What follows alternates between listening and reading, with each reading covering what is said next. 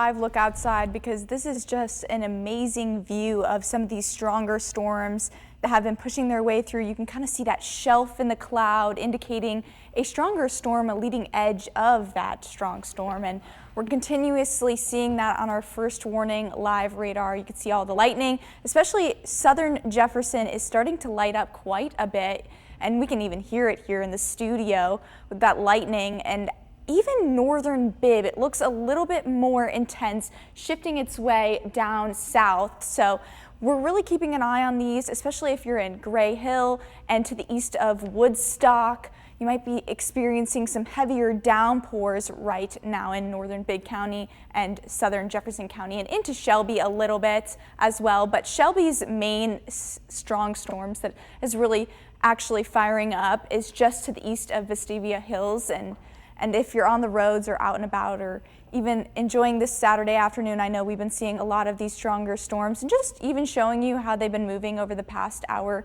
Not much movement here. You can see over the past hour it hasn't really made its way any direction, and that's because we have this disturbed air pattern that's really not allowing these storms to push out of the way. Here's some of the impacts for today. I am expecting some more heavier downpours as we go throughout this afternoon and evening. Flooding is at a low risk, but we did have a flood advisory earlier today, so I wouldn't rule it out as we go throughout the evening. And lightning, we've seen a lot of it on our first warning live radar just now.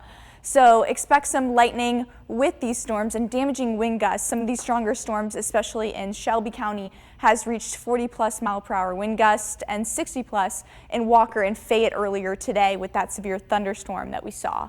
Now, in terms of the setup that has been driving this really uneasy, disturbed weather pattern for us, we do have these two ridges in place, and we're kind of right in between where nothing is a direct influence on our upper air patterns, and so there's nothing to push these storms out of the way. They're kind of just stalling out. As we go over the weekend though and into Sunday and early next week, I'm expecting this ridge to kind of push its way in, drive some more Gulf moisture in, as well as change our storm track just a little bit from the south. Other than that though, things should stay pretty disturbed throughout this weekend and into early next work week. Here's one of the models and what it is spitting out on what we can expect as we go into Sunday. And you can just see that scattered in nature pattern that we've been seeing all weekend long and all week long, honestly.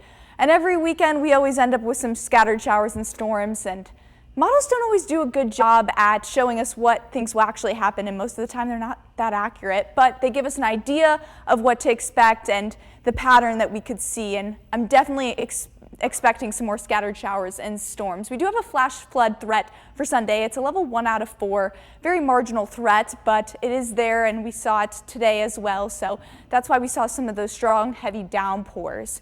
Here's some rainfall totals as we go throughout the weekend, and you can just see how scattered it is and how some of us could see some rain and some of us could stay completely dry.